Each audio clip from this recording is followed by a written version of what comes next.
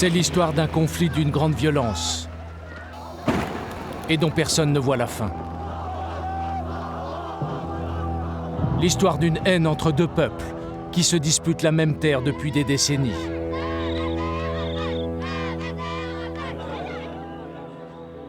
Attentats, raids aériens, guérilla urbaine. Chaque jour, la poudrière du Proche-Orient menace la paix.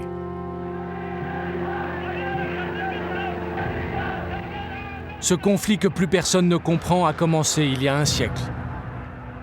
Et c'est cette histoire que nous allons vous raconter. Pourquoi une poignée de Juifs ont-ils décidé de retourner sur la terre d'Israël, l'ancien royaume de Judée, après 2000 ans d'exil? Pourquoi ont-ils combattu les troupes coloniales britanniques?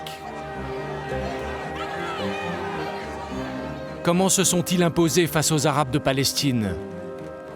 Quelques années seulement après avoir subi l'un des plus grands traumatismes que le monde ait connu, le nazisme.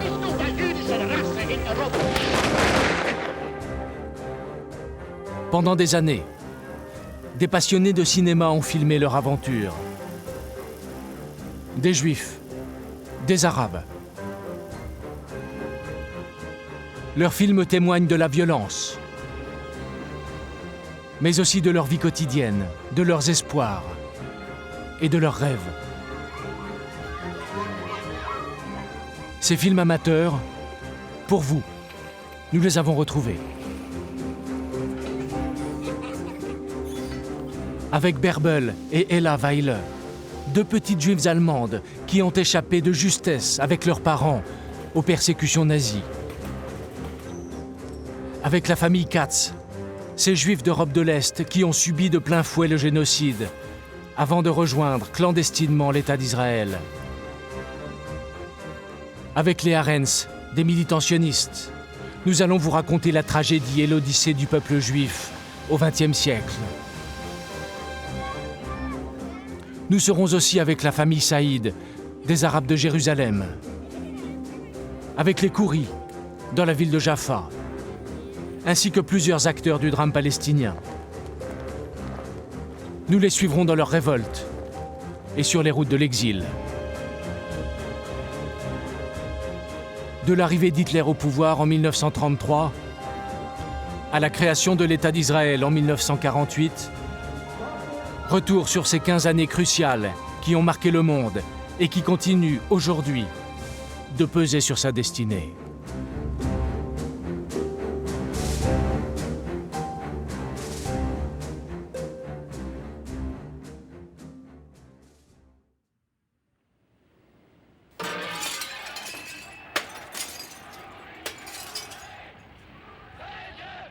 Berlin. Nous sommes en avril 1933.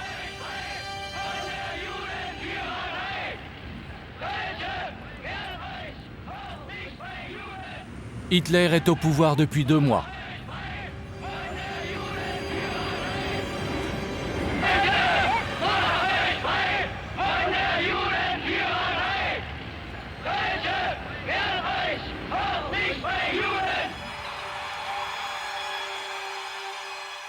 Le nouveau chef de l'Allemagne est un antisémite obsessionnel. Il accuse les Juifs de dominer le monde et de l'exploiter. Il déclare à l'un de ses adjoints: l'économie est entièrement dominée par les Juifs. C'est leur empire universel qu'ils ont étendu sur tous les royaumes. La lutte s'engage entre eux et nous. L'enjeu est tout simplement la destinée du monde.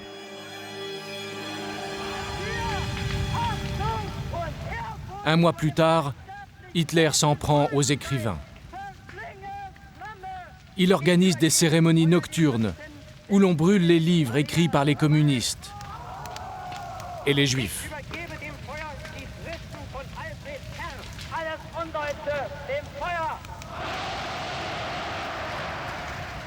Ich übergebe dem Feuer die Schriften von Karl Marx. Ich übergebe dem Feuer die Schriften der Schule Sigmund Freud. Gegen Frechheit und Anmaßung wird nicht nur ein Hitler a confié au responsable de la propagande, Joseph Goebbels, le soin de convertir le peuple allemand à ses théories. Dazu wollen wir euch erziehen. Deutsche Männer und Frauen, das Zeitalter eines überspitzten jüdischen Intellektualismus ist nun zu Ende. Und der Durchbruch der deutschen Revolution hat auch dem deutschen Weg wieder die Gasse freigemacht. Und der kommende deutsche Mensch 10 ans plus tôt, alors simple militant d'extrême droite, Goebbels a écrit dans son journal « Je hais le juif par instinct et par raison. Il nous empoisonne. Il m'est odieux et répugnant. Du plus profond de mon âme. »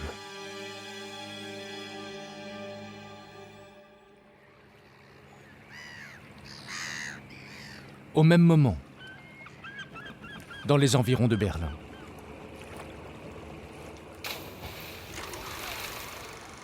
Voici les Weillet, une petite famille juive allemande en vacances au bord des lacs.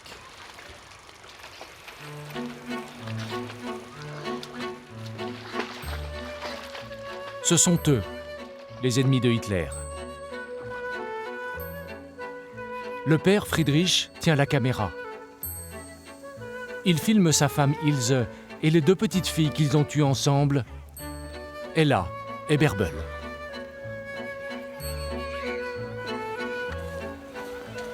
C'est un passionné d'images.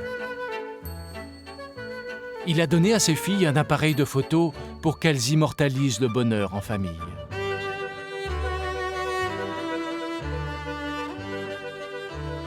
Dans leur maison de campagne, Bärbel et Ella vivent une enfance sans nuages, comme toutes les petites Allemandes de leur âge. C'est le paradis. On est tous ensemble. Ma maman est la meilleure maman du monde. Et mon père, c'est le plus fort. C'est un ancien militaire.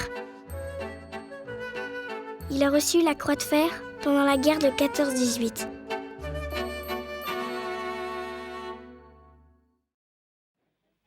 Mais depuis quelque temps, il dit qu'il veut quitter l'Allemagne.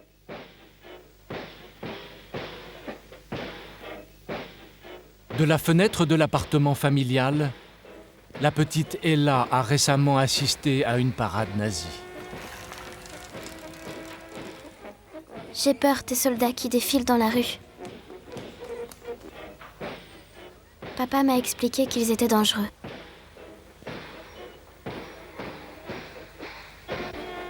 Ils chantent, ils marchent au pas, en bottes noires. Rien que de les voir. C'est horrible.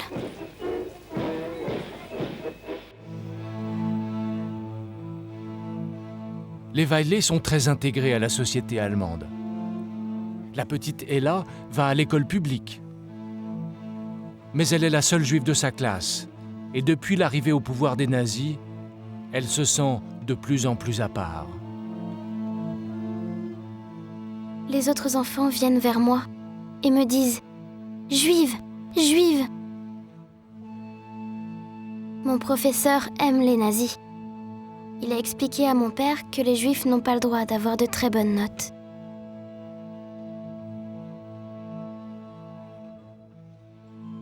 J'ai plus envie d'aller en classe.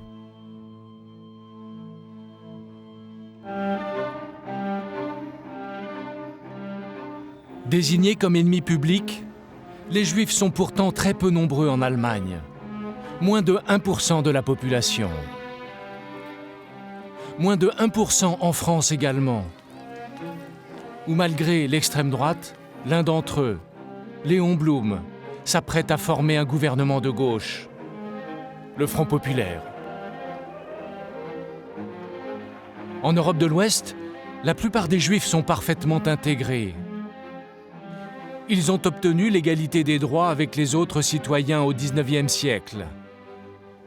Et certains d'entre eux, comme Sigmund Freud, l'inventeur de la psychanalyse, ou le physicien Albert Einstein, comptent parmi les grandes figures de la culture occidentale.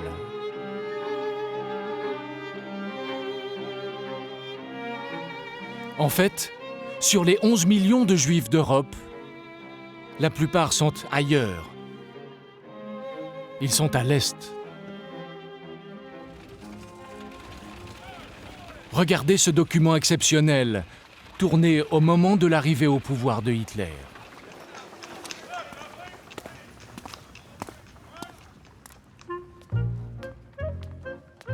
Ce monde a totalement disparu.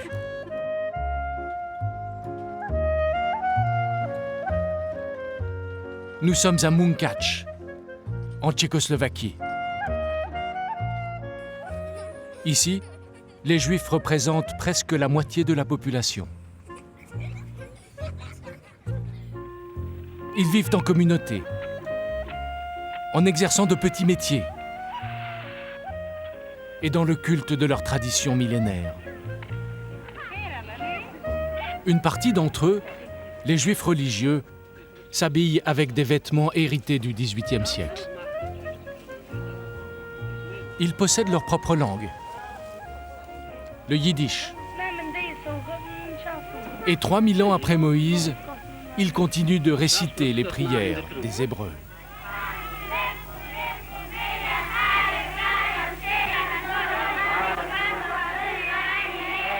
Des communautés hors du temps, loin des grands bouleversements du monde, et au centre desquels se trouve le rabbin, ici, en toque de fourrure.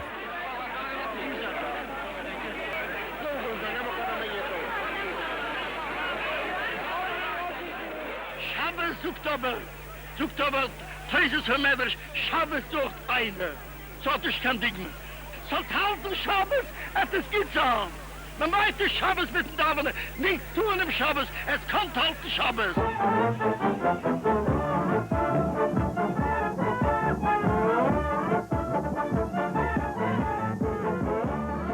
En 1933, les Juifs de Munkacs sont loin d'imaginer que dans à peine 15 ans, leur communauté aura presque entièrement été exterminée. Cela fait pourtant des siècles que les Juifs vivent dans la peur.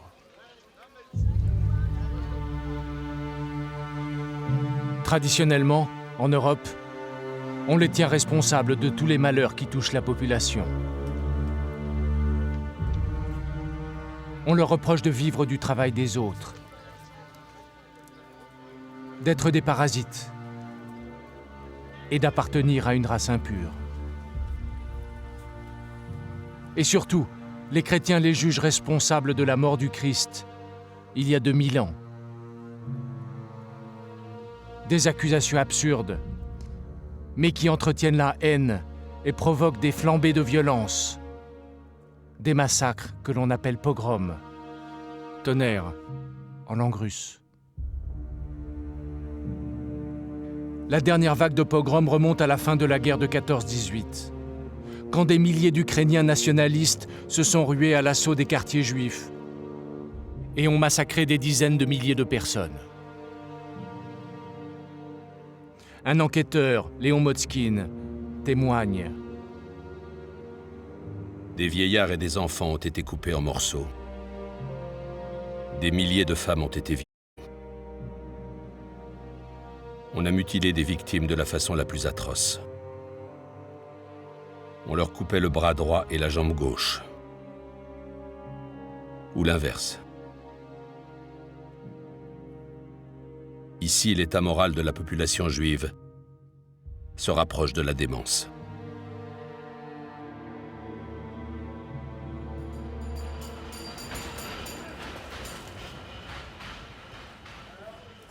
En Europe de l'Est, de plus en plus de familles juives envisagent désormais de partir vers l'étranger.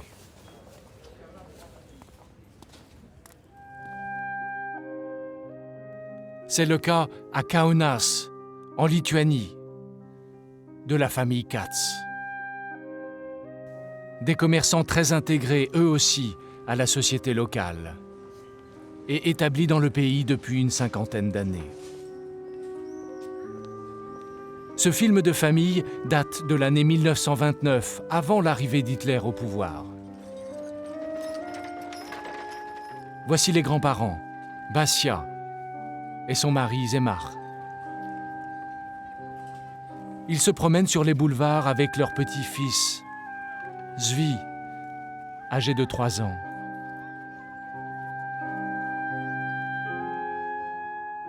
De Lolia et Itzhak, les parents, il ne nous est resté que cette belle photographie de l'année de leur mariage.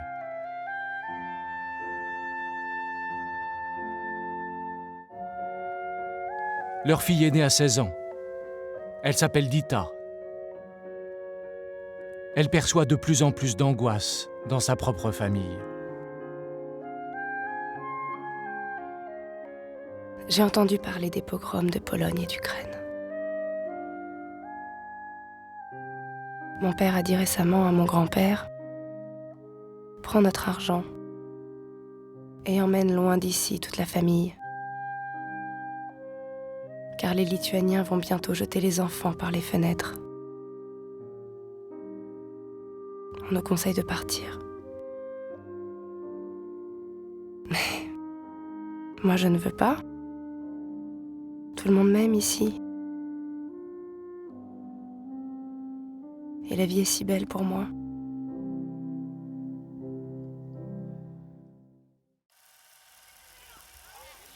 À 200 km de là, la même année, nous sommes à Riga, la capitale de la Lettonie. Voici la famille Arens, des Juifs de la bourgeoisie, comme les Katz. Ils possèdent une petite usine de confiserie. Chez eux aussi, on filme les membres de la famille avec l'une des toutes premières caméras personnelles.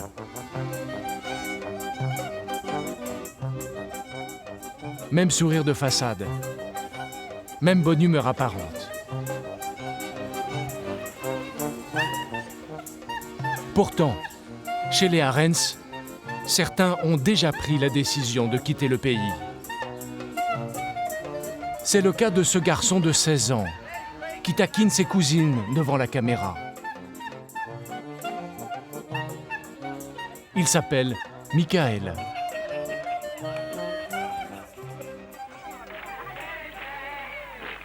Comme le montre cette photo, Michael Arens, ici en uniforme, appartient à une organisation de jeunesse.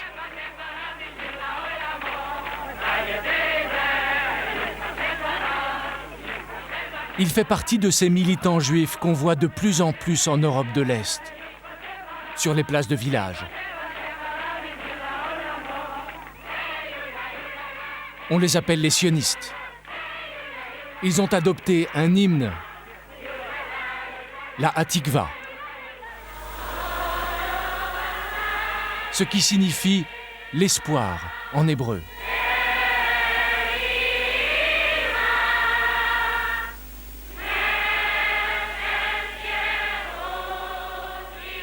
Leur espoir, c'est de rejoindre la Palestine, de l'autre côté de la Méditerranée, et de s'établir ici, sur la colline de Sion, à Jérusalem, l'ancienne capitale des Juifs.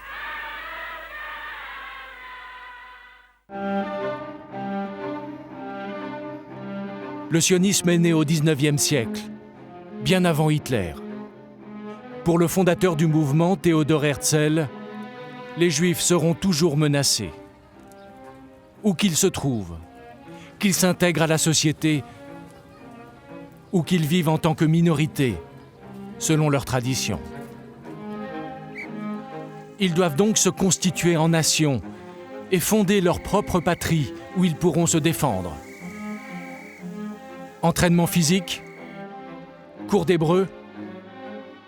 Avant leur départ pour la terre de leurs ancêtres, des milliers de jeunes juifs sont pris en main et formés.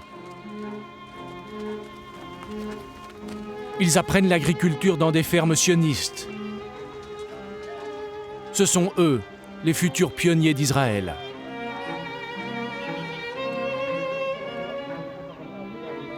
Au début des années 30, c'est l'une de ces fermes que rejoint Michael, avec son groupe, le Bétar, un mouvement sioniste radical.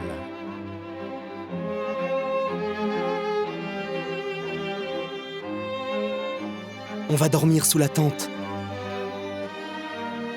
On chante. On s'entraîne. Pour nous, c'est une nécessité de lutter. Car nous avons tous en commun l'amour de la Palestine. Cette terre qui fait partie de notre histoire.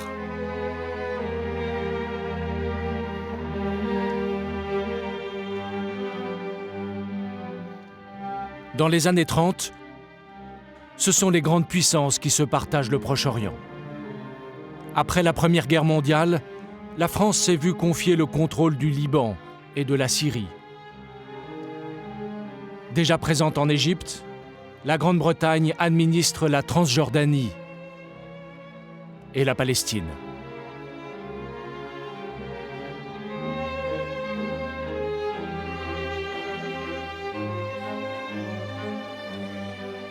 En 1917, avec la déclaration Balfour, la Grande-Bretagne a ouvert officiellement les portes de la Palestine aux Juifs.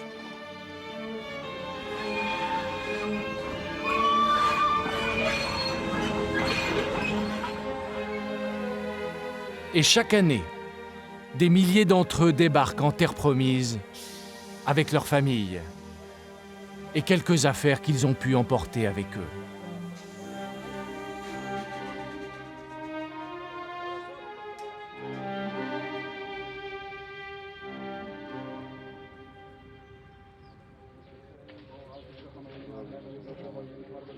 Ils rejoignent une petite communauté locale qui n'a jamais quitté la région et qui n'a cessé de prier ici, devant le mur des lamentations. C'est le berceau du judaïsme. Le dernier vestige du temple construit il y a 2000 ans par Hérode, le roi des Juifs. Le temple a été détruit par les Romains. Il n'en reste plus aujourd'hui que les murs d'enceinte.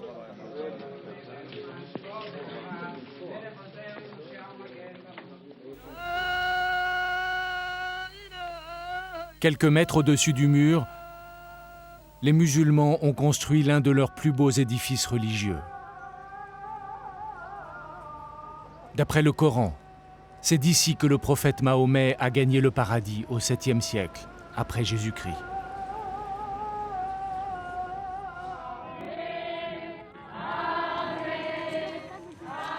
C'est aussi à Jérusalem qu'est né le christianisme. Chaque année, des milliers de personnes se rendent en pèlerinage sur les lieux de la mort de Jésus. C'est sur cette terre 3 fois sainte que les sionistes comptent mettre en œuvre leurs projets, fonder leur nouvelle patrie et s'établir définitivement.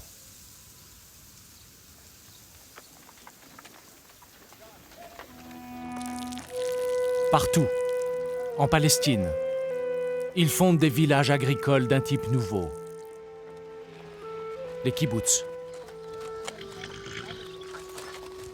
Dans l'un d'entre eux se trouve un jeune juif polonais, Joel Inglinski. Je n'avais aucun avenir en Pologne. Ici, on est une grande famille. On se remet à l'agriculture, comme dans la Bible. Hommes et femmes, on travaille toute la journée pendant que nos enfants sont à la garderie.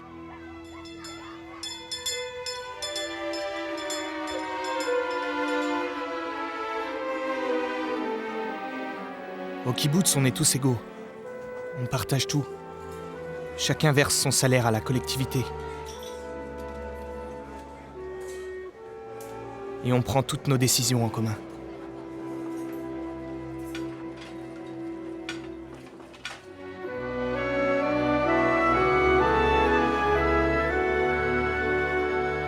Pour ces jeunes idéalistes venus du fin fond de l'Europe, l'expérience est unique. Avec ses camarades, Yoel Iglinski entend tout simplement bâtir un monde différent.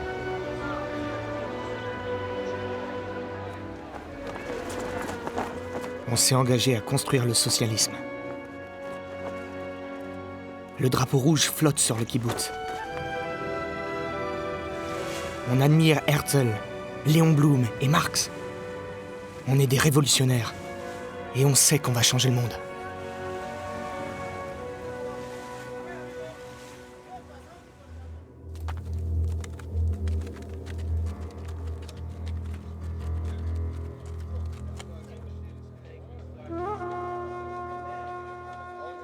Sur place, les habitants qui assistent à l'arrivée des Juifs s'interrogent.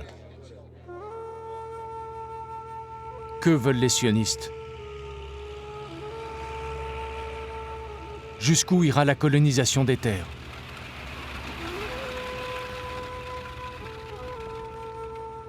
Pourquoi viennent-ils ici, en Palestine?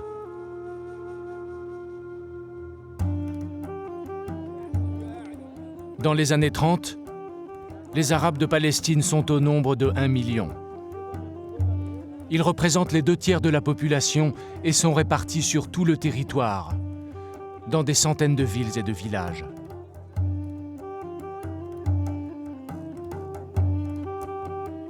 On les appelle les Palestiniens, en souvenir du peuple des Philistins, dans l'Antiquité. Avant l'arrivée des Britanniques, ils ont vécu sous l'empire des Turcs pendant 4 siècles. Regardez ces images en couleur tournées au début du XXe siècle. Leur culture orientale a toujours fasciné les visiteurs.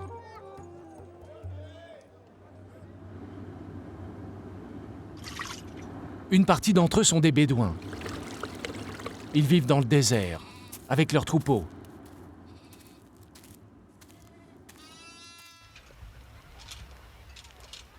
Mais la plupart sont paysans. Ils travaillent pour de grands propriétaires arabes, comme ici, sur la plaine côtière, où sont produites les fameuses oranges de Jaffa. Elles sont exportées dans le monde entier.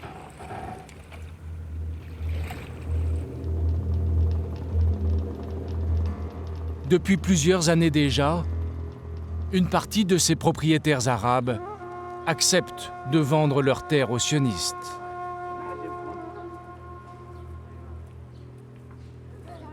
Et petit à petit, le visage de la Palestine est en train de changer.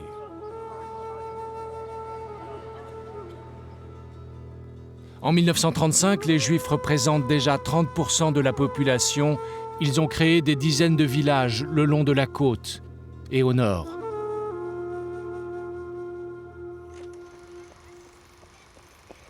Cela n'empêche pas la plupart des familles arabes de vivre les années d'avant-guerre sans méfiance et dans un certain bonheur. C'est le cas, à Jérusalem, de la famille Saïd, des Arabes chrétiens qui possèdent une maison d'édition. Filmé par son père pendant les vacances d'été, ce garçon s'appelle Édouard. C'est le futur écrivain palestinien, Édouard Saïd. Notre maison de famille se trouvait à Talbiya, un quartier de Palestiniens chrétiens, comme nous.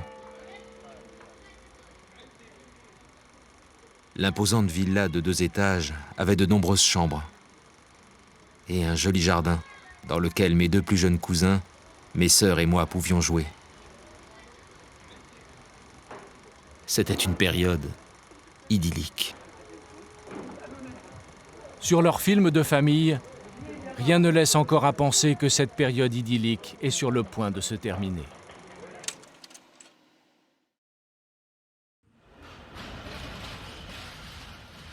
Au même moment, en Allemagne, la situation devient dramatique pour les Juifs.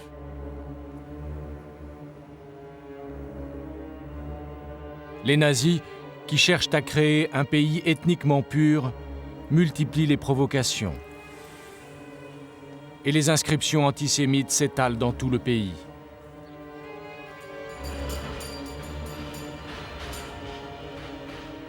Sur les tramways. Et même sur les bancs publics.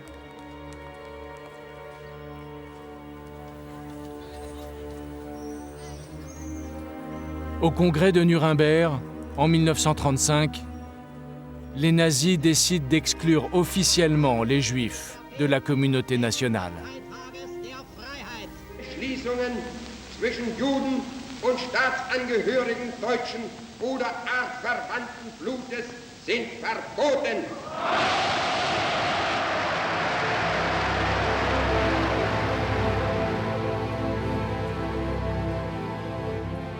Chez les Juifs allemands, la panique commence à s'installer. Et de plus en plus nombreux sont ceux qui cherchent à fuir vers l'étranger, vers la France, la Grande-Bretagne ou les États-Unis. C'est là que vit déjà une communauté juive de 4 millions de personnes.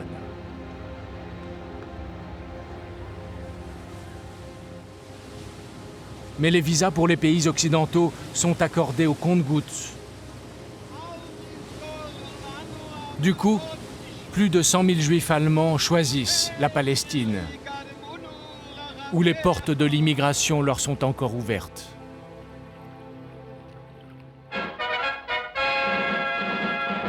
Une centaine de familles juives arrivent en Palestine à bord du Mariette Pacha de la Compagnie des Messageries Maritimes. La plupart sont dans un dénuement absolu, les lois du Reich interdisant aux Juifs le transfert de leurs biens. Les associations sionistes accueillent ces malheureux et leur donnent les moyens de refaire leur vie.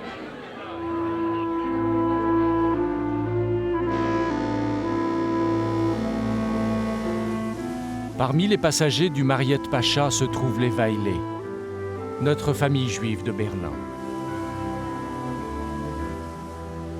Contrairement aux autres passagers, les Weillet viennent en simples visiteurs, sans savoir encore s'ils vont s'installer en Palestine avec leurs 2 petites filles et quitter définitivement l'Allemagne.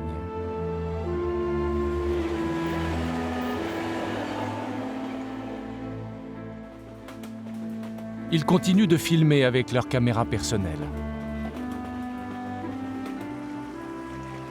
Pour convaincre sa femme, Friedrich Weillet lui fait visiter le pays. Il l'emmène sur les bords de la mer Morte.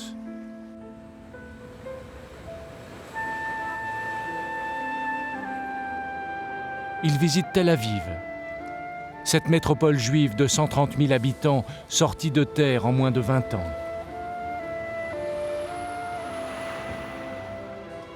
Ils rendent visite à des amis allemands déjà installés sur place. Pourtant, après une semaine de voyage, ils hésitent encore à franchir le pas.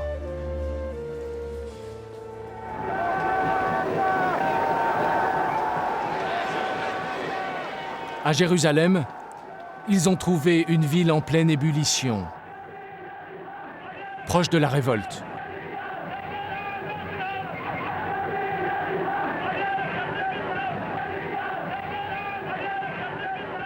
À l'appel du grand moufti, les Arabes de Palestine manifestent contre l'occupant britannique et sa politique favorable à l'arrivée en masse des Juifs.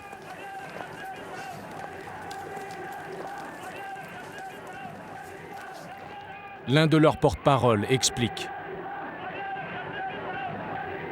The main case of the Arabs is against the British government's policy in Palestine. A policy which, if continued, will surely have as a result the replacement of the Arabs by the Jews.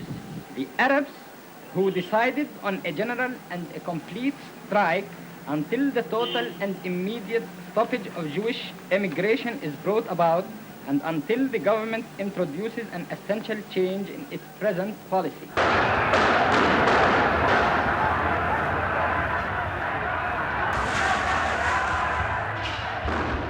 Depuis le début des années 30, les manifestations se succèdent en Palestine, de plus en plus violentes. Attaques contre les kibboutz. Attentats en pleine rue. En 1936, finit par éclater ce qu'on appelle la Grande Révolte arabe. L'un de ses chefs se nomme Fawzi al-Kawukji. Il lance la guérilla contre l'armée britannique. Nous nous révoltons contre les injustices, contre le sionisme, pour défendre notre terre sainte. Les Anglais ont abusé du sang arabe. Aujourd'hui, nous sommes prêts à les affronter. La révolte s'étend en quelques mois à toute la Palestine et elle oblige les Britanniques à envoyer des renforts.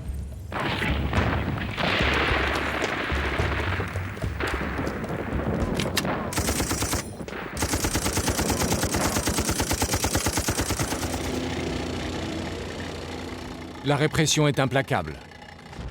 Comme ici, à Jaffa, où un quartier est vidé de ses habitants et rasé.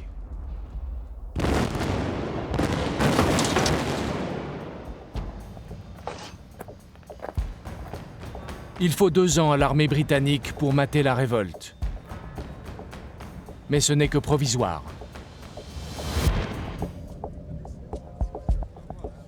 En 1938, sur l'un des paysans arabes faits prisonniers, on retrouve un tract. Il sonne comme un avertissement.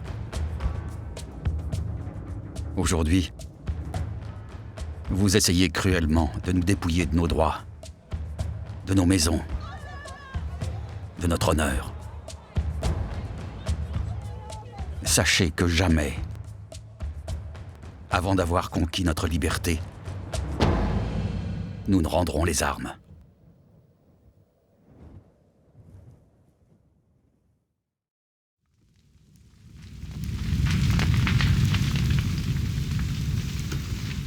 La même année, en Allemagne. Nous sommes le 9 novembre 1938. Devant la population qui observe et parfois approuve, les nazis incendient les lieux de culte des Juifs.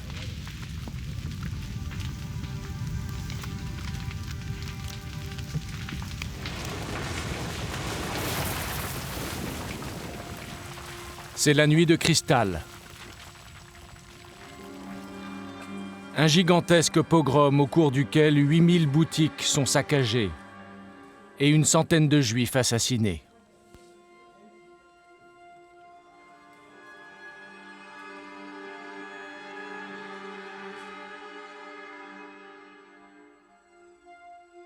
Quelques mois plus tôt, l'Allemagne a pris le contrôle de son voisin, l'Autriche, où vivent 200 000 Juifs.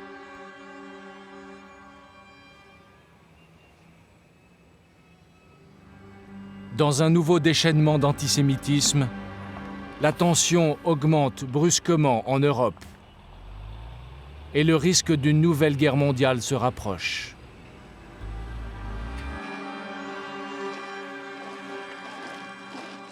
Certains Juifs d'Europe réalisent que pour eux, le compte à rebours a commencé.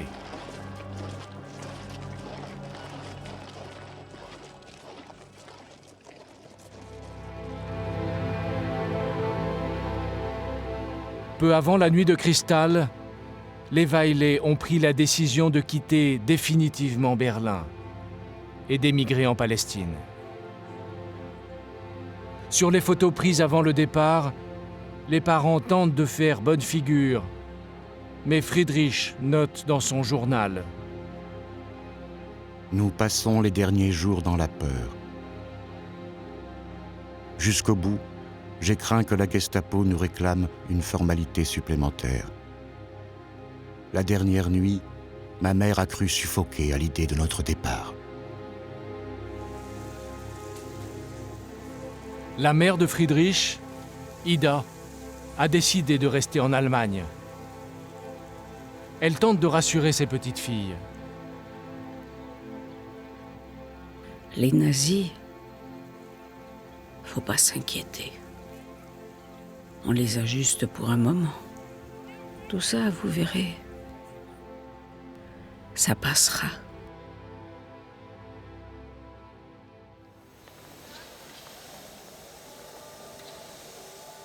Berlin. Le jour du départ. Les parents prennent d'ultimes photos sur le quai. La grand-mère Ida est venue dire au revoir à toute la famille. Et là, sa petite fille, ici à droite, est enthousiaste. Elle ne réalise pas qu'elle voit sa grand-mère pour la dernière fois. Je suis excitée par ce voyage. C'est une nouvelle vie qui commence.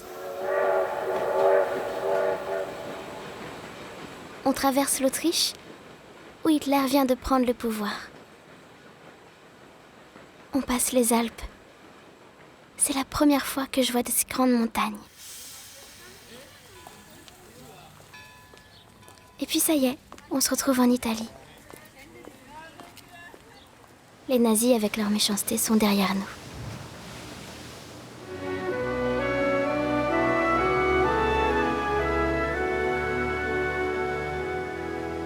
La famille a embarqué en direction de la Palestine.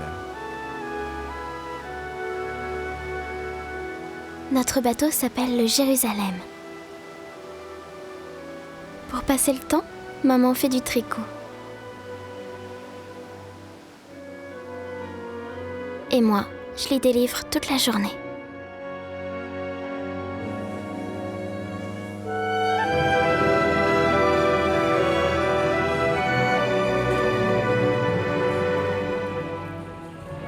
Après 5 jours de mer, les Weiley débarquent en Palestine.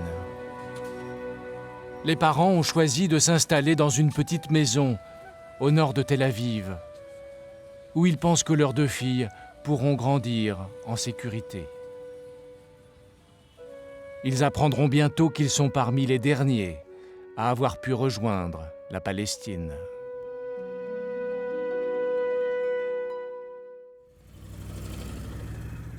Car au printemps 1939, la situation bascule brusquement. La Grande-Bretagne, qui occupe toujours la Palestine, prend une décision qui remet tout en cause.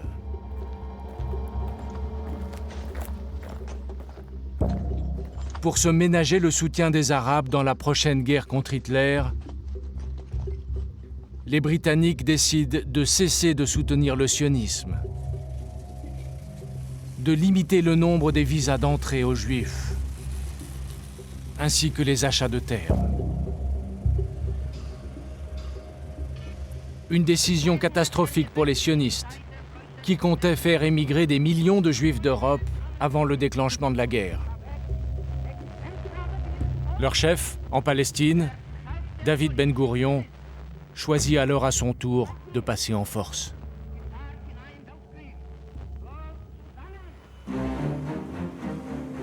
Il décide d'accélérer les opérations Tours et Palissade, ces créations de colonies qui se sont multipliées les années précédentes et qui misent sur l'effet de surprise. Nous sommes le 12 juillet 1939, à Nekba, près du désert du Negev. Les militants sionistes ont chargé sur un convoi des maisons préfabriquées qu'ils vont installer ici, sur ces terrains qu'ils ont auparavant achetés aux Arabes. Parmi eux se trouve Yoel Iglinski. Il faut aller vite. Chacun sait ce qu'il doit faire. On dresse des palissades en mettant du gravier à l'intérieur des planches. Pour arrêter les balles. On monte la tour de guet. On oublie la fatigue.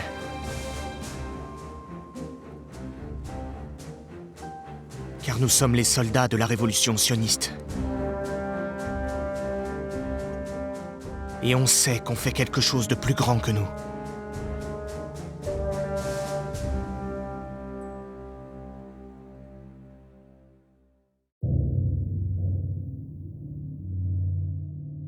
À l'été 1939, à l'approche du cataclysme qui se prépare, les Juifs retiennent leur souffle. Certains, comme nous l'avons montré, ont cherché un refuge en émigrant en Palestine. D'autres espèrent encore continuer à vivre en Europe, malgré le danger. Il ne leur faudra que quelques mois pour réaliser l'inimaginable. Le projet de destruction de tout un peuple par les nazis. C'est ce nouveau chapitre que nous allons maintenant vous raconter.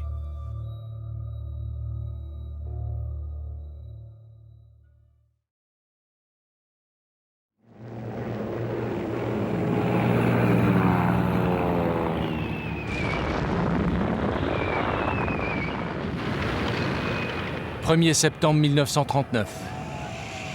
L'Allemagne envahit la Pologne. C'est le début de la Seconde Guerre mondiale. Dès les premières semaines, les nazis qui écrasent l'armée polonaise multiplient les exactions.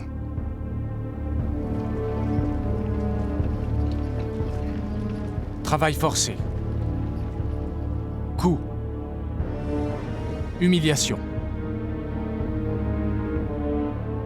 Comme le montrent des dizaines de photos prises dans tout le pays, les soldats allemands se déchaînent contre les Juifs.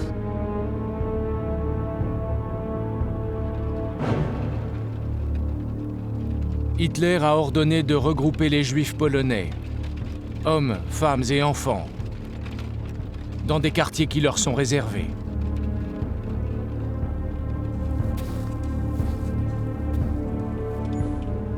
Les ghettos.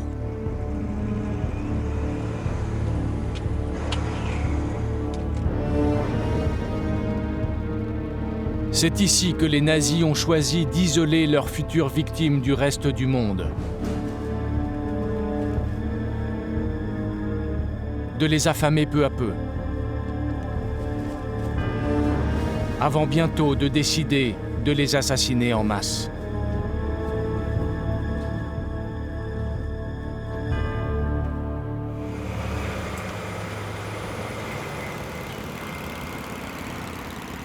Le massacre commence 1 an et demi plus tard, le 22 juin 1941, quand l'armée allemande attaque l'URSS.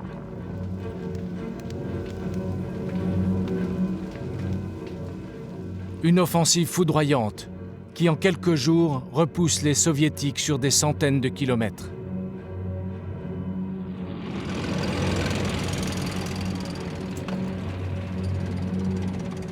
Dans les villes conquises, les nazis lancent immédiatement les persécutions contre les Juifs, en se faisant aider par la population.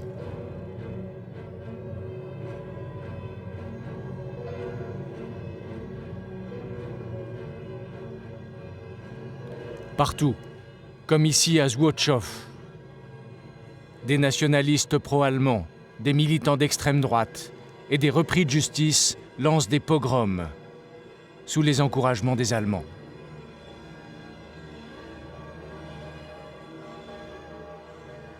Ils accusent les Juifs d'être responsables de massacres qui ont été commis par les Soviétiques quelques jours plus tôt.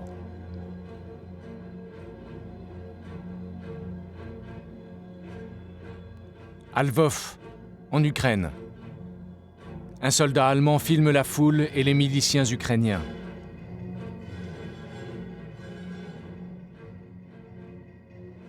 Des dizaines de femmes juives, après avoir été vont être assassinées avec leur famille.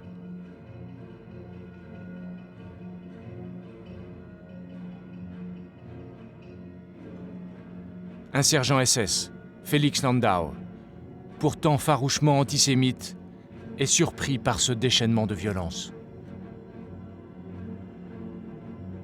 Nous voyons des choses presque impossibles à décrire. Des centaines de Juifs, couverts de sang, des trous dans la tête, les mains brisées, et les yeux pendant hors de leurs orbites se font frapper de haine et de rage.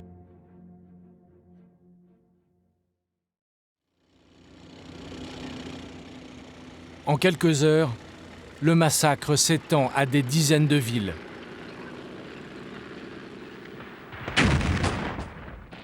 Le 4 juillet toujours, les Allemands approchent de Kaunas, en Lituanie.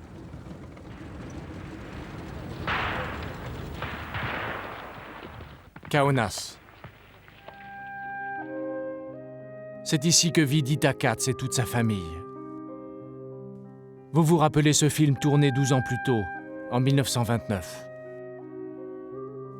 À l'arrivée des Allemands, le grand-père tente de rassurer sa famille.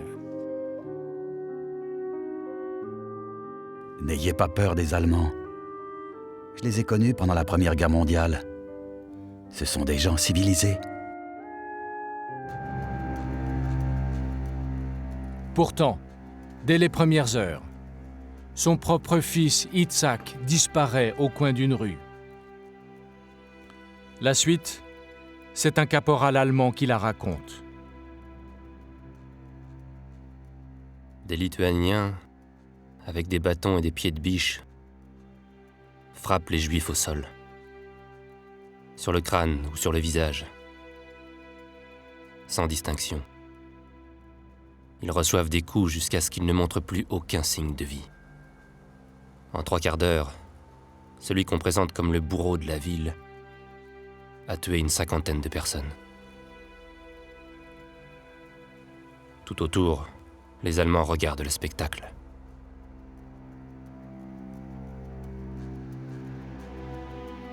En Bavière, de son chalet de montagne, Hitler approuve les pogroms. Mais il veut les encadrer et les rationaliser.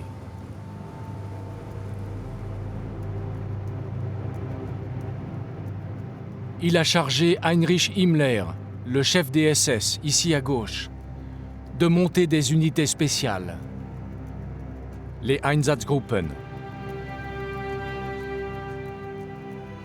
Leur mission, supprimer en quelques mois toute trace du peuple juif sur les territoires conquis.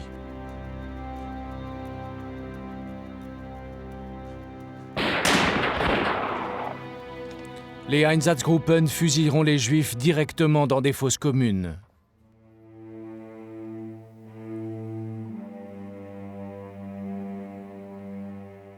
À Libau, non loin de Kaunas, le soldat de la marine allemande, Reinhard Wiener, filme avec sa caméra personnelle l'un de ces massacres.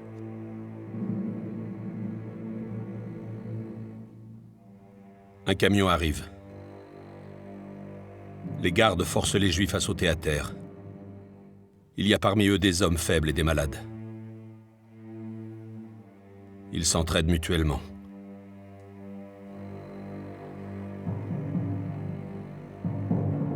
Ils sont poussés vers la tranchée par un SS.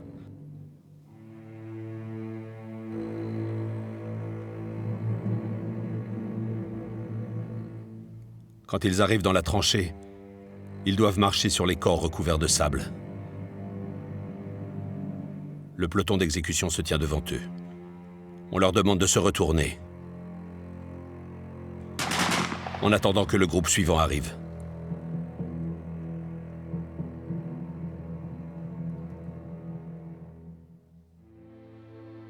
L'ampleur du massacre est sans équivalent dans l'histoire.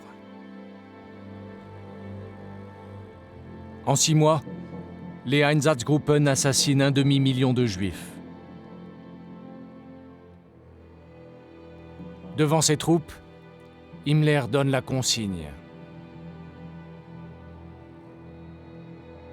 Que faire des femmes et des enfants?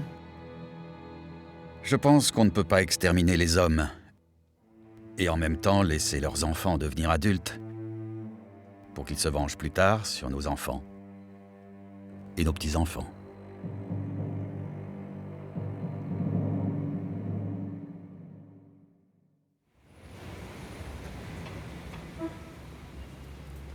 À la fin de l'année 1941, les informations sur le génocide commencent à filtrer.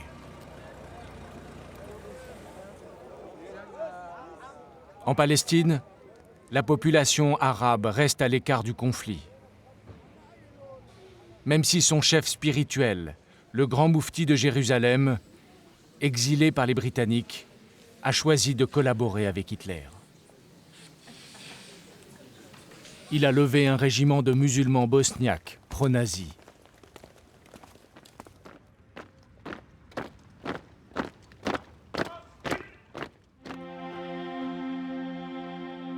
Les Juifs, eux, s'alarment de ne plus recevoir de nouvelles de leurs proches.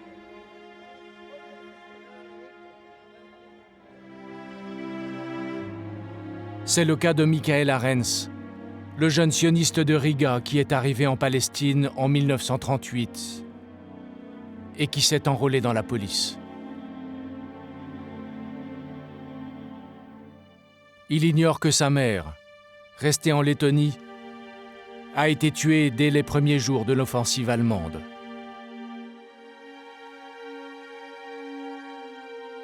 Friedrich Weiler, lui non plus, ne peut plus communiquer avec sa mère, Ida, restée à Berlin. Le 2 novembre 1941, il écrit dans son journal. Nouvelle horrible en provenance d'Allemagne. Les Juifs qui sont là-bas sont déportés de leur maison et envoyés comme du bétail vers la Pologne. Ces nouvelles sont si inhumaines qu'on a du mal à les croire. On leur demande de creuser et ils sont massacrés dans ces tombes.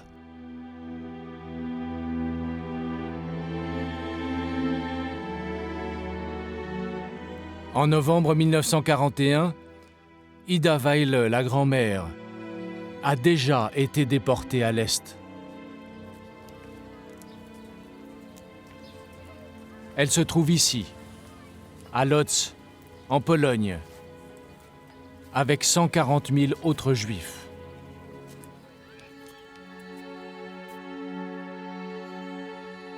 Tous ceux qui ont échappé au premier pogrom sont désormais enfermés dans les ghettos.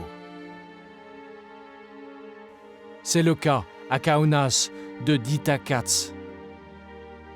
Avec sa mère et son petit frère Zvi, avec son fiancé Yehuda, Dita ne nourrit plus aucune illusion sur son sort. Je sais depuis la disparition de mon père que les nazis sont en train de nous exterminer. Ce qui arrive est inimaginable et personne ne nous aide.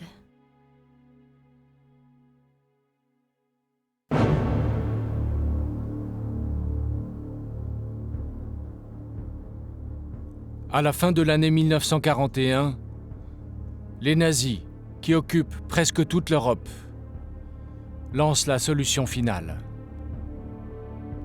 C'est la deuxième phase de la Shoah. De partout, en France, avec l'aide du régime de Vichy, en Roumanie, en Yougoslavie, en Pologne, les Juifs sont regroupés, puis dirigés dans la panique vers des destinations inconnues.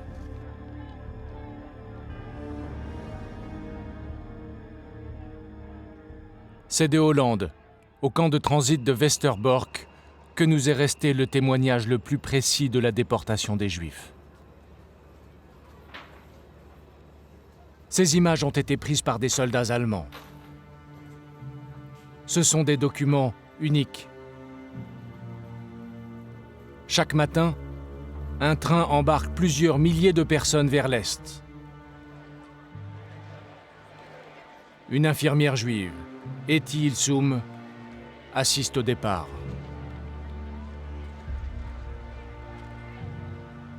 Les bétaillères se remplissent peu à peu.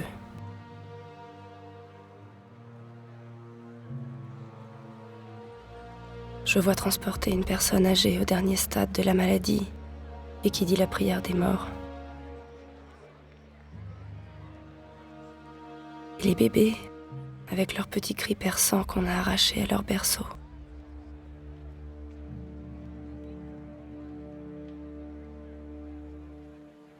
Des jeunes femmes sont déjà assises dans le wagon.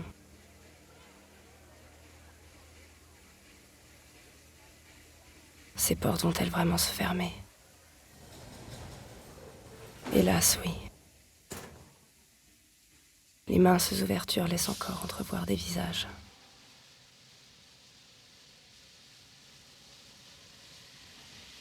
Pourra-t-on un jour décrire au monde extérieur ce qui s'est passé ici?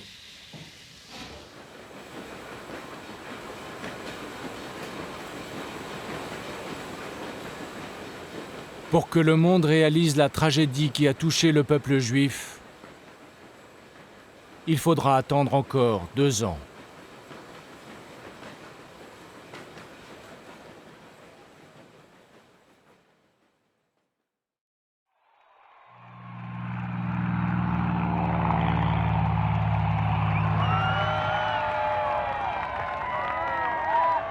Printemps 1945.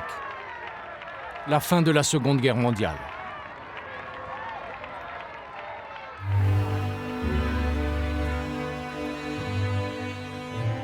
Après 5 ans de cauchemar, l'Europe fête la victoire contre le régime nazi.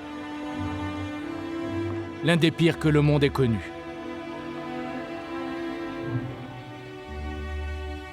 Durant l'hiver, les soldats alliés et soviétiques ont libéré des dizaines de camps d'extermination et de travail.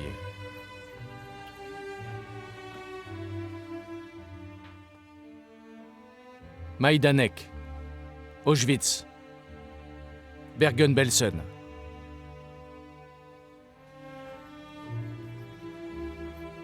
Et le monde a appris comment la majorité des victimes ont péri.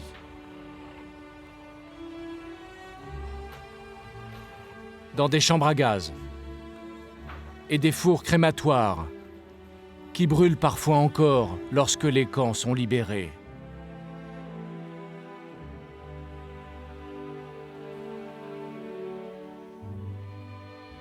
Le bilan est de 5 millions de victimes juives.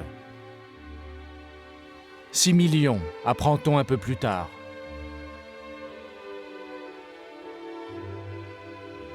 Comment le monde a-t-il laissé commettre ce génocide?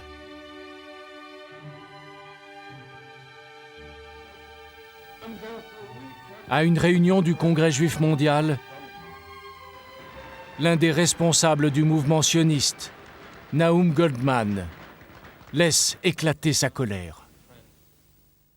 If there would have been a Jewish state in Palestine when Hitler appeared on the horizon and came to power, a state and a country which would have opened its gate to all the Jews who had to come and to escape, this tragedy wouldn't have occurred. 5 million Jews massacred in Europe because of the homelessness of the Jewish people. We have certainly the right to demand that the world shouldn't wait for a second lesson of this kind.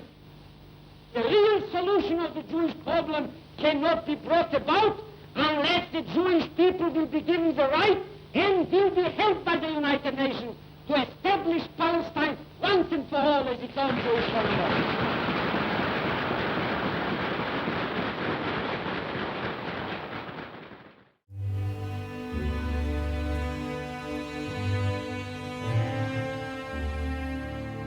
Le port de Haïfa, en Palestine, quelques mois après la fin de la guerre.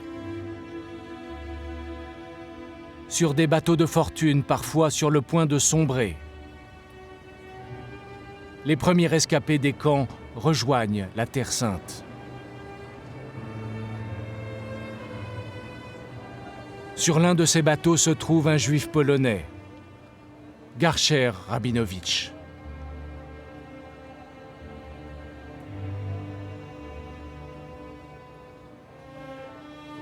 De là où je suis, la Palestine m'apparaît comme un paradis. C'est la première lumière que je vois depuis 17 ans. J'en pleure de joie.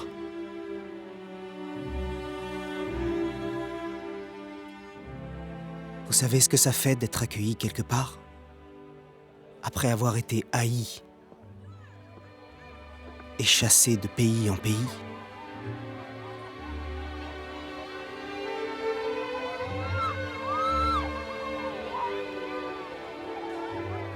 Soulagement pour les uns, mais inquiétude pour les autres.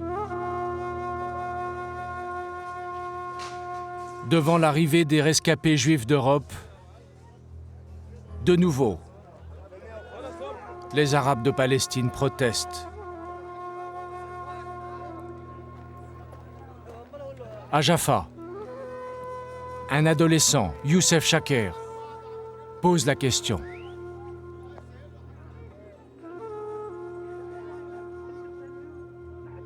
Les Juifs ont horriblement souffert pendant la Seconde Guerre mondiale. Mais nous, les Arabes, on n'y est pour rien. Pourquoi on devrait subir les conséquences du génocide nazi contre les Juifs? Pourquoi ils vont pas créer leur État en Europe, là où ils ont été massacrés, au lieu de venir chez nous?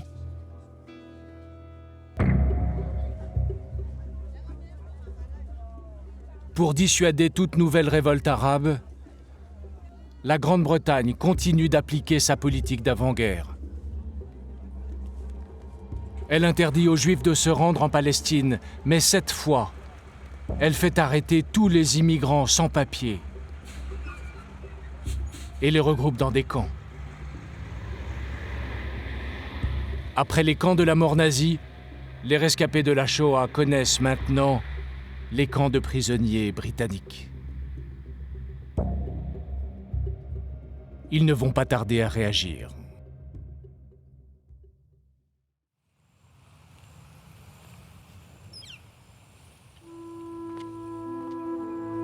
En Europe, 150 000 rescapés juifs attendent encore près des anciens camps nazis. Comme ici, en Autriche.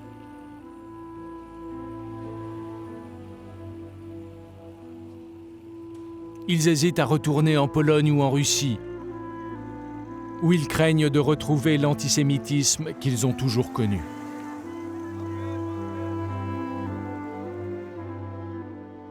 Parmi eux se trouve Dita Katz, qui a miraculeusement survécu au camp de la mort.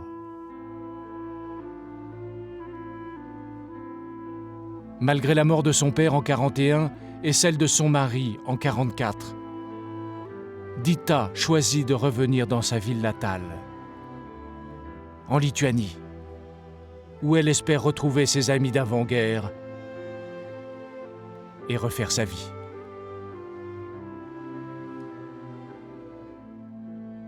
Son petit frère, Zvi, le garçon filmé en 1929, a maintenant 18 ans. Lui aussi a survécu à la Shoah, mais il fait un choix différent.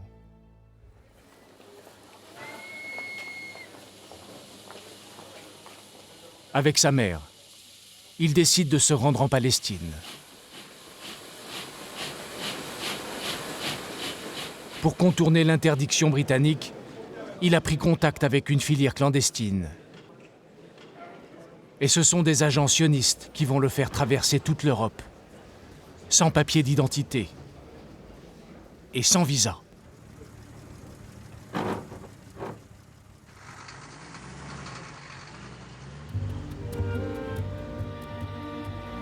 En 1947, l'un de ces voyages est filmé par le journaliste américain Meyer Levin. En train, puis en camion, Zvi et sa mère traversent la Pologne, la Tchécoslovaquie, l'Allemagne, l'Autriche.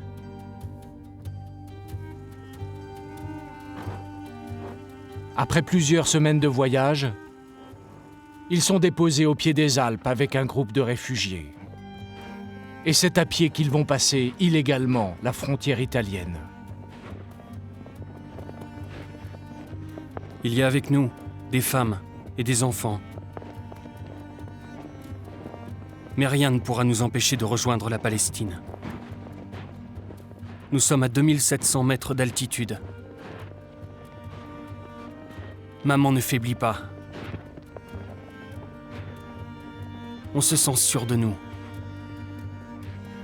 Car on sait qu'on va enfin avoir un pays, comme tout le monde.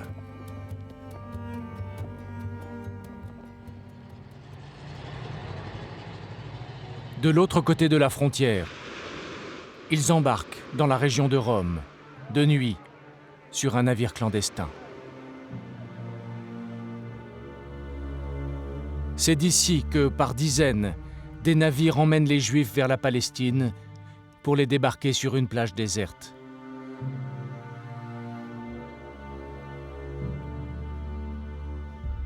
Des voyages à haut risque. L'un de ces bateaux, l'Exodus, a été récemment arraisonné par la flotte britannique. L'abordage a fait plusieurs morts et blessés. Et l'Exodus a été renvoyé vers l'Allemagne.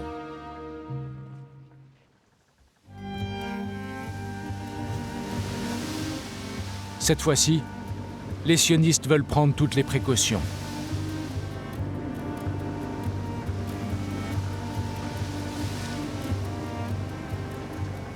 Dès qu'un navire est en vue, les 950 passagers illégaux reçoivent l'ordre d'évacuer le pont.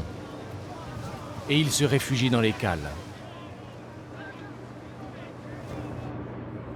Le journaliste Meyer Levin continue de filmer, tandis que sa compagne, Teresa Torres, tient un journal de bord.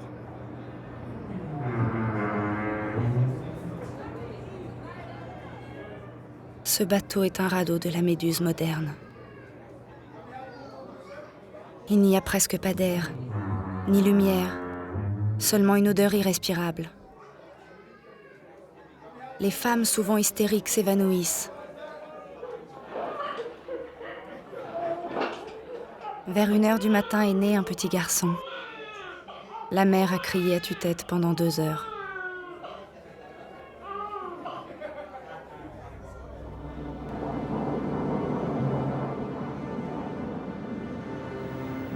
Après 12 jours de navigation, alors que le navire touche au but, un avion survole les clandestins.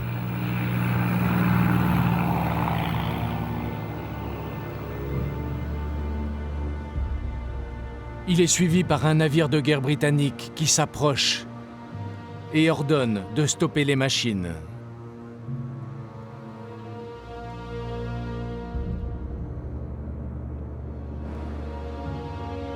Démasqués, les passagers sortent au grand jour.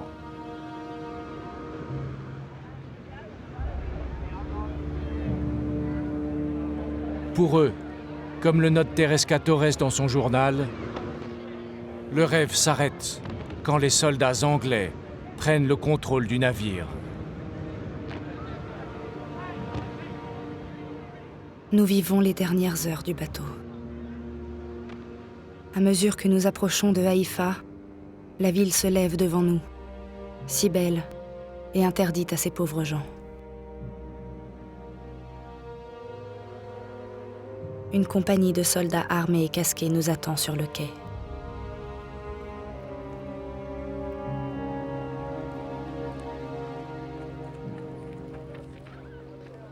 Les passagers sont tous dirigés vers des camps de prisonniers que les Britanniques ont établis sur l'île de Chypre.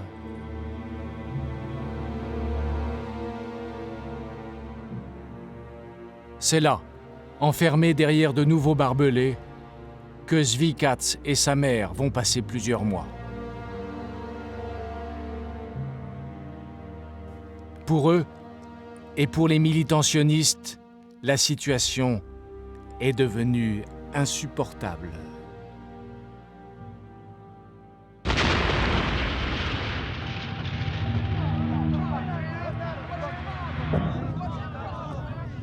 En Palestine, des groupes armés juifs décident de passer à l'action et de lancer une campagne de terreur.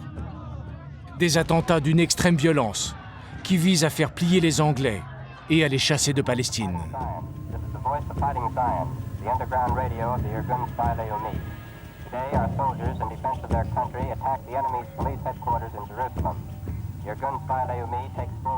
À la radio clandestine, une terroriste de 18 ans, Geoula Cohen, menace. Vous, les Britanniques, vous allez payer pour chaque larme de Juif qui tend les mains et auquel vous refusez le secours. L'enfer va entrer dans vos vies et la terreur inondera chaque parcelle de votre corps. Car nous avons prêté serment de libérer la terre d'Israël. En Palestine, les attentats arabes répondent désormais aux attentats juifs. Et la région est une nouvelle fois au bord de l'explosion.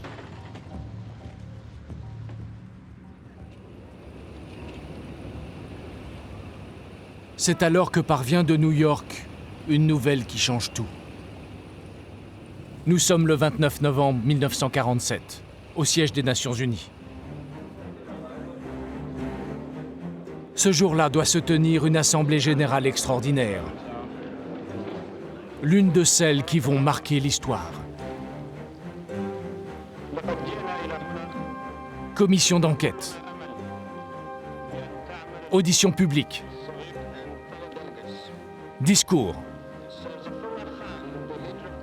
Depuis 1 an, la communauté internationale étudie une solution pour le Proche-Orient et elle s'apprête à voter sur le partage territorial de la Palestine. En vert, les territoires proposés aux Arabes. En bleu, ceux qui sont proposés aux Juifs. Au milieu, la région de Jérusalem, qui serait administrée par la communauté internationale.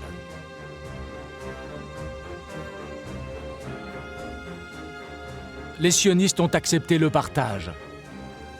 Mais les pays arabes ont tous annoncé qu'ils voteraient contre. You all know how to vote. Those who are in favor will say yes, those who are against will say no. Pour être adopté, le projet doit recueillir les 2/3 des voix. Afghanistan, no. Minés par la culpabilité à l'égard du peuple juif, les États-Unis ont annoncé qu'ils voteraient pour et la Grande-Bretagne qu'elle s'abstiendrait. Australia, Le suspense porte sur 2 pays. France, yes.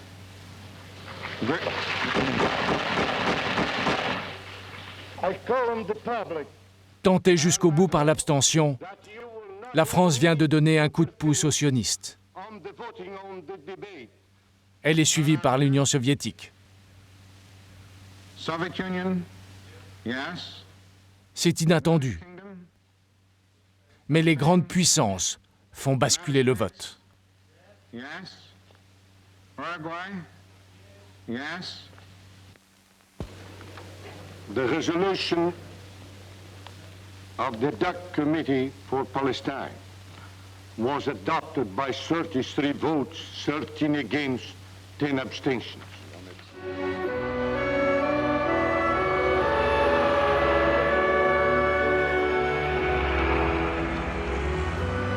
En quelques minutes, la cause des sionistes vient de progresser comme jamais auparavant.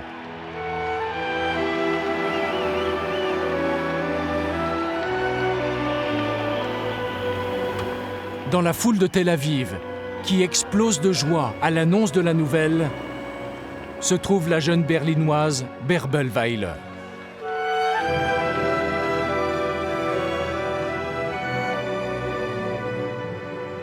Notre rêve est en train de devenir réalité. L'État juif se rapproche de nous. C'est fantastique. On danse, on rit, on chante. Tout le monde s'embrasse sans se connaître. Quelle joie!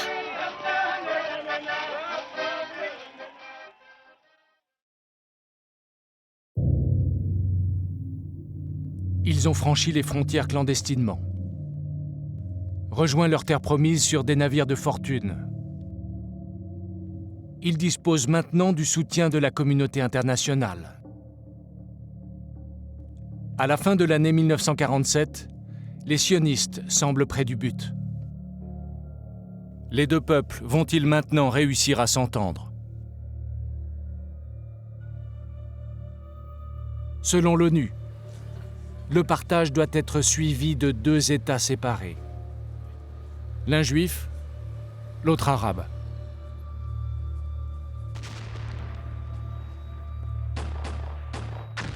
Nous allons maintenant vous expliquer pourquoi ce projet s'est effondré en seulement 6 mois et comment la création d'Israël a plongé les Arabes de Palestine dans le malheur et l'exil pour des dizaines d'années.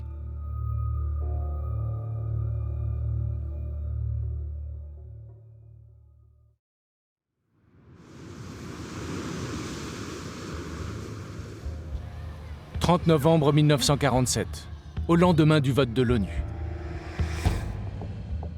Une jeune arabe de Jaffa, Afif Kouri, est révoltée. Pourquoi devrait-on donner la moitié du pays? Pour qu'ils en fassent un État juif? Et que vont devenir les non-juifs?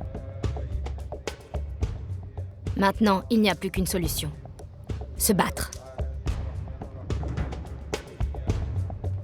Pour défendre leurs droits, des milliers de paysans s'engagent dans la guérilla.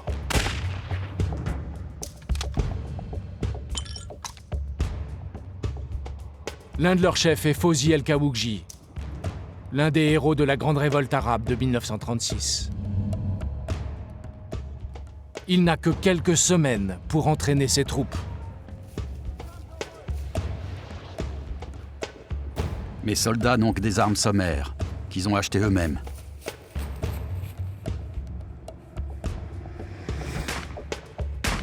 On a envoyé des SOS aux pays arabes voisins. En vain. Pourtant, la haine est si intense qu'on est prêt à se sacrifier.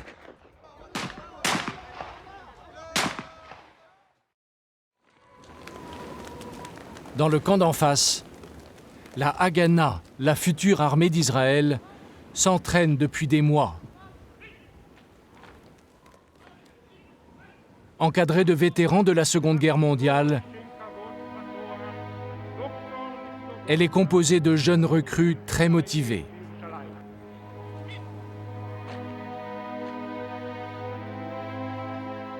Parmi eux, Zvi Katz, ici à droite de la photo. Il s'est échappé du camp de Chypre grâce à un réseau clandestin. Je ne pense qu'à me battre. Pour nous, c'est une question de dignité. On ne veut plus être comme des petits animaux qui se font tuer sans rien dire. Plus jamais on ne se laissera massacrer comme des moutons. Les deux jeunes berlinoises, Ella et Bärbel Weile, se sont elles aussi engagées dans la Haganah. Elles viennent d'apprendre que leur grand-mère est morte pendant la guerre en Pologne, assassinée par les nazis. Et elles sont déterminées. Pendant la guerre, personne n'a agi pour sauver les Juifs. Aujourd'hui, on ne peut plus compter que sur nous. Si on ne s'aide pas nous-mêmes, qui nous aidera?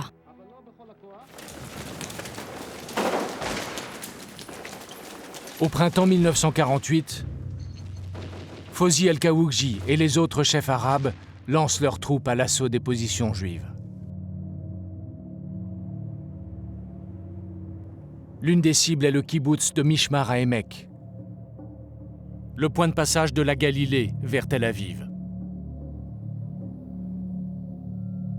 On attaque à 5 heures du matin, le jour du Shabbat chez les Juifs.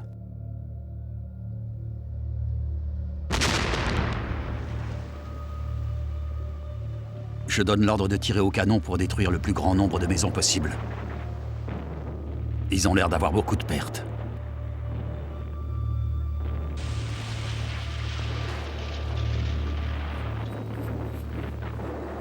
En face, les défenseurs du kibboutz répondent coup pour coup.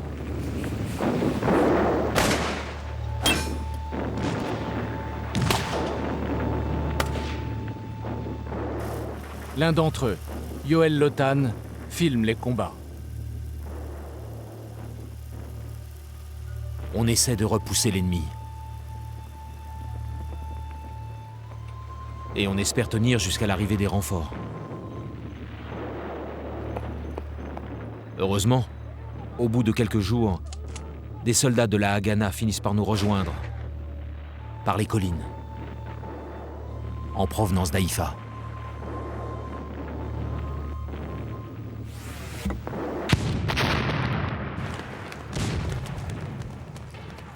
En quelques jours, la Palestine s'embrase.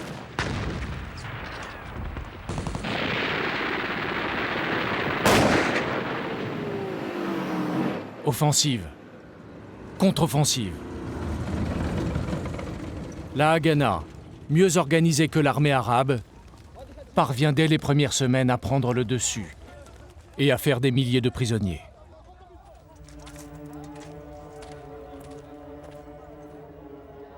Dans les villes conquises, la population prend peur et envisage de fuir les combats. Le 9 avril 1948, un événement renforce ces craintes. À Deir Yassin, des extrémistes juifs massacrent près de 200 villageois arabes, dont des enfants. Un carnage dont il ne reste aucune image, mais dont la nouvelle fait le tour du monde et déclenche la panique. À Jaffa, quelques rares photos prises sur le vif montrent les habitants qui abandonnent leur maison et quittent la ville. Parmi eux se trouve Youssef Chaker.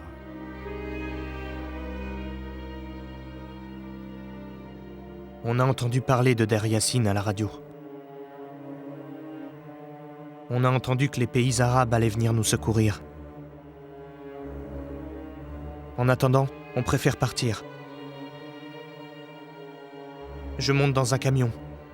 On s'entasse. Et on prend la direction de Beyrouth. C'est le début de l'exode palestinien. À quelques rues de là se trouve Afif Ekouri. Toute la ville est en train de fuir. À la radio arabe, on nous dit qu'on va revenir dans 2 semaines. Mais est-ce que c'est bien sûr ? Ceux qui ont fui ne seront jamais autorisés à rentrer chez eux.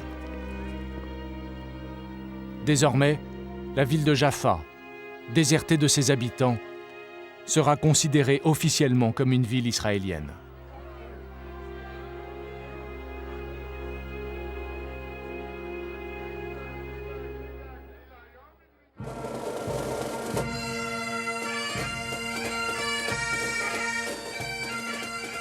« 14 mai 1948, le jour où tout bascule. Il est 10 heures du matin sur le port de Haïfa. Le gouverneur britannique, Alan Cunningham, embarque en direction de l'Angleterre.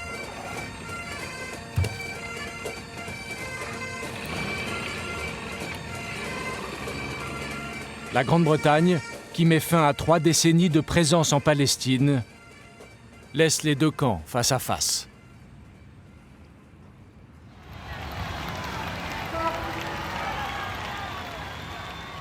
Six heures plus tard, à Tel Aviv, le chef des sionistes, David Ben Gourion, décide de proclamer l'État juif.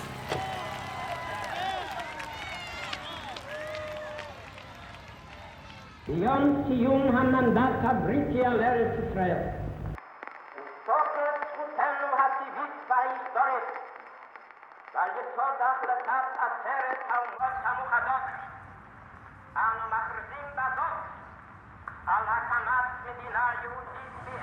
Israël.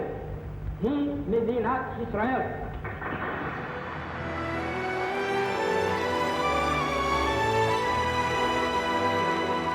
Après des années de lutte, les sionistes renouent avec l'histoire juive.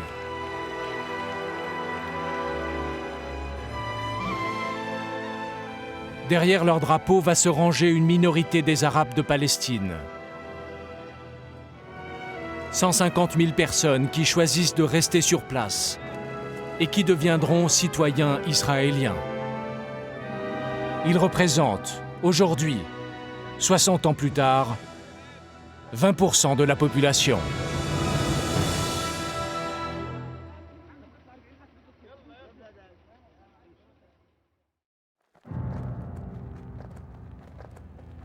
Mais la plupart des Arabes de Palestine prennent la route. Et c'est presque tout un peuple, hommes, femmes et enfants, qui fuient maintenant vers l'étranger. On l'appelle la Nakba, la catastrophe en langue arabe.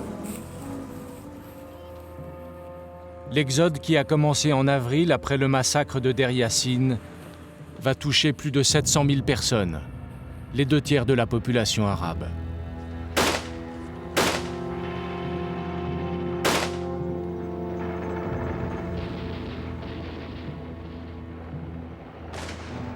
L'entrée en guerre contre Israël de 7 pays arabes, au lendemain du discours de Ben Gourion, ne change rien à leur sort. Après plusieurs semaines de bataille et la prise de la vieille ville de Jérusalem, après plusieurs avancées spectaculaires, les armées arabes battent en retraite et perdent de nouveaux territoires.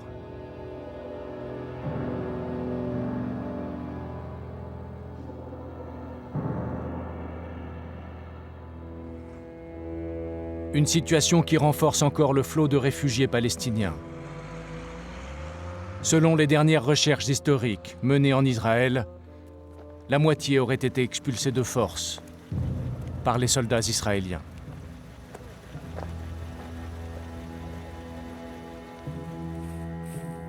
Ils ont trouvé refuge dans les pays arabes voisins, en Jordanie ou au Liban, dans des camps de réfugiés.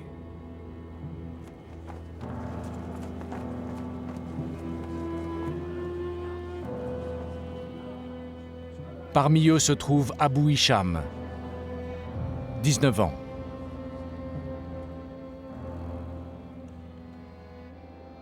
On nous a donné des tentes. Le sol est trempé. On n'a plus de pays. On ne peut plus vivre normalement. On nous distribue du pain et du fromage. Je me sens humilié et je ne pense qu'à une chose. Revenir dans mon village. Aussi longtemps qu'il le faudra, nous nous battrons. Haine, humiliation, exil. En 1948, l'histoire du conflit israélo-arabe ne fait que commencer.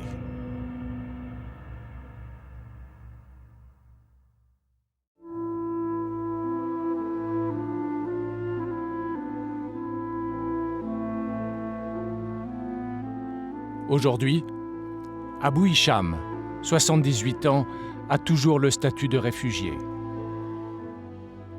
Il vit dans un camp palestinien de la banlieue de Beyrouth, au Liban, à quelques kilomètres d'Afif et Khoury. Depuis 60 ans, ni l'un ni l'autre n'ont été autorisés à revenir vivre sur leur terre natale, la Palestine. Certains ont émigré en Occident, comme Édouard Saïd, le petit arabe chrétien de Jérusalem. Devenu professeur d'université à New York, Édouard Saïd a été l'un des plus célèbres porte-parole du peuple palestinien, jusqu'à sa mort en 2003.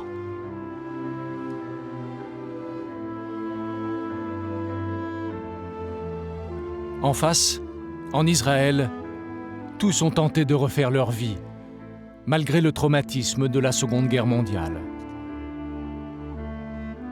Michael Arens, le jeune sioniste de Riga, s'est consacré à l'agriculture, en Galilée.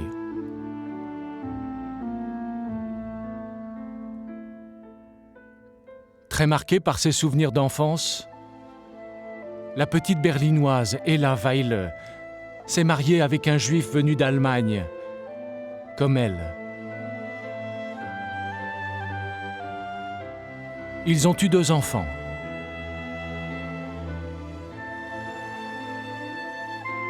Sa sœur, Bärbel, s'est mariée avec un rescapé d'Auschwitz, d'origine polonaise. Elle vit avec lui à Tel Aviv, reconnaissante à son père, mort dans les années 60, de lui avoir fait quitter l'Allemagne quand il était encore temps. Ce n'est qu'en 1972 que Dita Katz a quitté la Lituanie pour Israël. Elle y a retrouvé son frère Zvi, devenu officier de réserve. Ils vivent à Tel Aviv, dans le souvenir de leurs proches assassinés par les nazis. Le plus étonnant est peut-être Yoel Iglinski. À 99 ans, il habite toujours à Nekba, le kibboutz qu'il a créé en 1939.